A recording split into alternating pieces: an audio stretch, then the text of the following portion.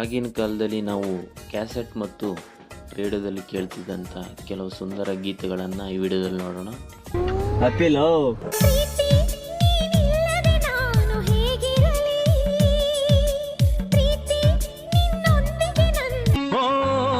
ದೇವರು ವರವನ್ನು ಕೊಟ್ರೆ ನಾನಿನ್ನೆ ಕೋರುವೆ ಚೆಲುವೆ.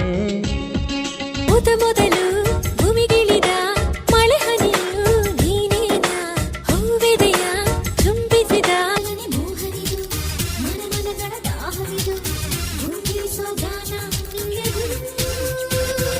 ಸಾಟಿ ಇಲ್ಲದ ಬಯಲು ನಿನ್ನದು ಮೊನಾಲಿಸಾ.